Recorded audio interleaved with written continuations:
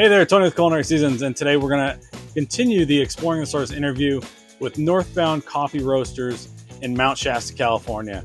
In part two, Keith explains the roasting process and discusses sourcing coffee around the world, plus their long-term relationship with a farmer from Huehuetenango, Guatemala.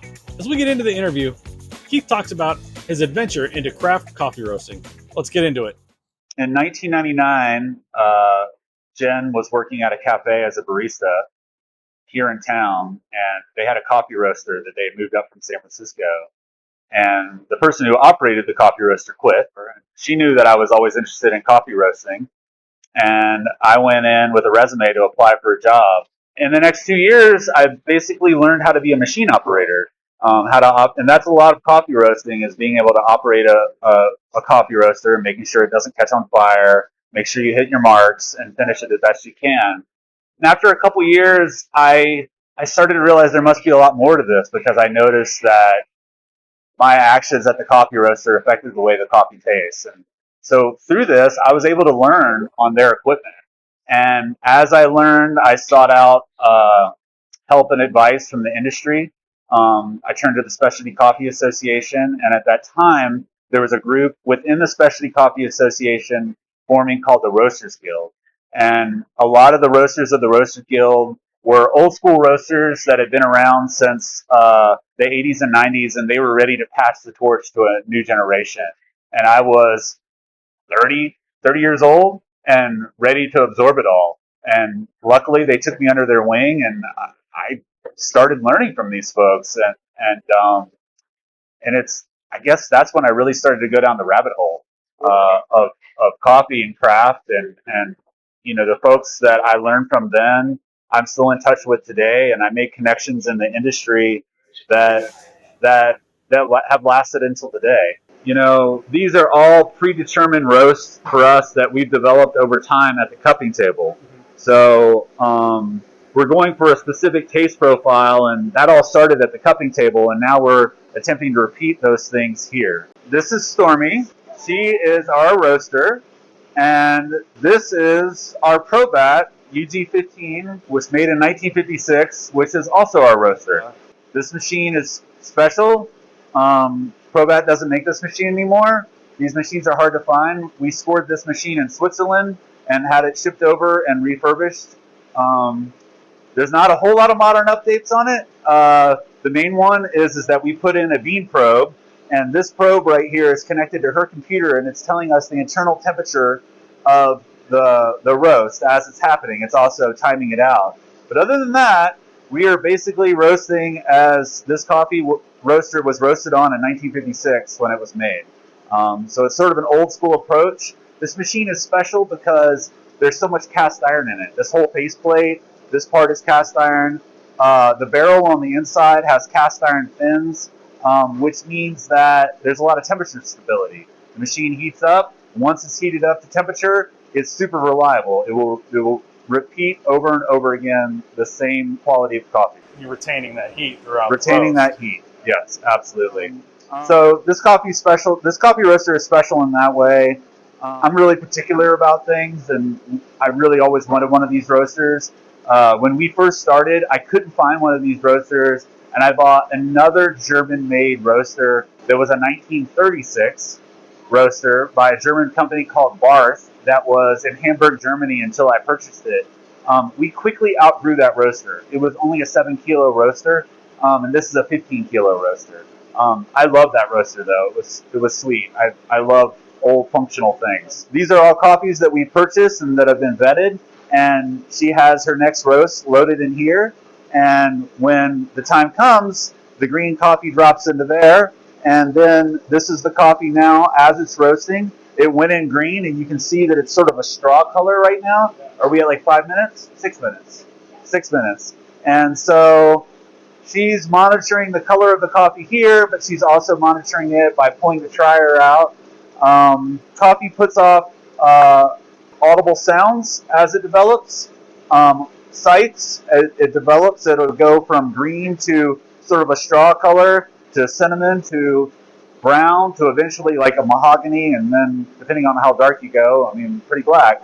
The coffee is also putting off smells as it develops, and she's checking that out to make sure that it's progressing as we expect it to. Just as the time we've been talking, I've been watching it roast as she put this batch in, and you can definitely tell how fast it can turn. Yeah, it's happening quickly.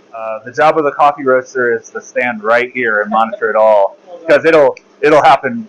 Bad things can happen if you don't. She's monitoring and jotting down the temperature of the coffee every minute to make sure that she is on track. So we're roasting Happy Camper, the dark roast, single origin dark roast that you talked about. Yeah. And which is it's a single origin coffee that we source from Peru from our friends at Red Fox, who get the very best organic Peruvians every year. Shortly, in a little bit here, we're going to be hitting first crack.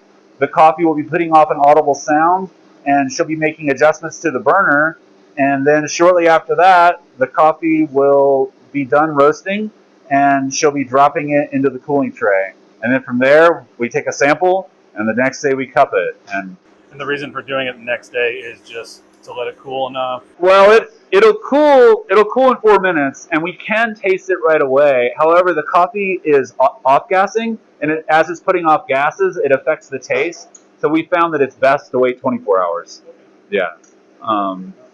The only thing that you can really taste immediately is how dark the coffee is. You can't taste the nuances of the coffee. You hear it cracking. Yeah. And as the energy starts to roll and it's starting to pop, she's giving it less and less gas. And honestly, in coffee roasting, this period from the time that it cracks on is when the magic really happens. That's when you have to be paying the most attention, and this is when the effects and our skill at roasting really come into play. At this moment and when we're sourcing coffees. You know, those are the two most important moments for us in producing a quality product. How many pounds do you roast a day? 400 produced pounds a day. That's great. It's beautiful. Right, that's great. Right. And then from here, it'll take about 4 minutes to cool. And this part of the process is really important as well. If it takes longer than 4 minutes to cool, well, the coffee is still roasting.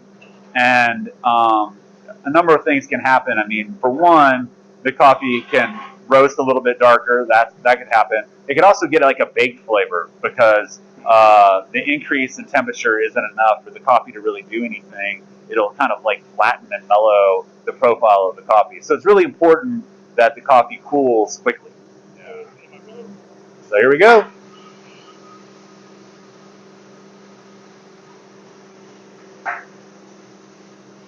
This is coffee from Mexico, Chiapas, that just came in. This is fresh crop coffee that was harvested and shipped out of Mexico probably in April and May. We got it recently. This is Sumatra. This is coffee from Peru. This is actually the coffee that's in Happy Camper. How often do you go out of country to source? Not often enough. In March, I was down in Guatemala visiting our partners there. We source directly from the region of Huehuetenango in Guatemala. And so I went down there and visited the farmers, the organic farmers there, and that was a treat. And then I spent a lot of time in cupping labs tasting the harvest. So we would be tasting coffees that were harvested the day before, and then they would mill samples of it and then roast it. And every day we would cup probably 30 to 50 coffees. So I probably tasted a couple hundred coffees in the time that I was there in these different cupping labs. And we made our purchases for the year. I purchased 4 different coffees out of that trip. And those are some of our longest partners. We've been buying from that region of Guatemala and from these farmers for 7 years. That's got to be a great part of the process too, just getting down and seeing it firsthand and meeting the farmers and seeing what, where your product's coming from. Oh, it's amazing. Yeah. In Guatemala, in the region I was in, there were no Westerners except for coffee buyers. And there was a coffee buyer that I was traveling with from Australia that also only roasts organic coffee. But then there were also buyers from Germany and Japan. And they're there because it's the peak of the crop. So they're all there to try to get the finest coffees as they're being harvested and make their purchases for the year. So it's a little competitive. I'm lucky that we have a direct relationship, so I have a good relationship. So I felt like I got first option at a bunch of really nice coffees. So we offer those coffees, the Guatemalan coffees, as single origin coffees, but they also go into our blends. They're in Spoonbender, our darkest roast, and Mainline, our house blend.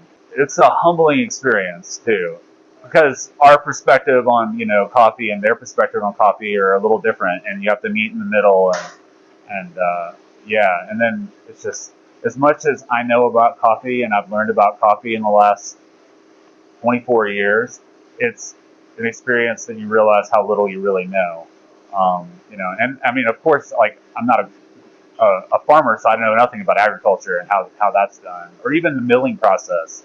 Learning about how they process the cherries and into this finished product of green coffee it's amazing. And I mean, they have to be meticulous every bit of the way for us to be able to have a quality product. I mean, it's really, when you see it all happen, you just think it's sort of a miracle in a way that we get to enjoy a 8-ounce cup of coffee in the morning of high quality, because so much could go wrong along the way. As we've seen in Exploring the Source Part 1 and Part 2, the cupping process is a vital part to bring out the ideal flavors of the coffee bean. One of the strengths that Northbound Coffee Roasters has is that Keith, Jen, and Stormy are able to bring their knowledge as coffee roasters to the cupping table to deliver the best quality craft coffee to our cup. I want to thank Keith, Jen, and their crew at Northbound Coffee Roasters for letting me see behind the scenes of their business and to be able to share their knowledge of craft coffee with you.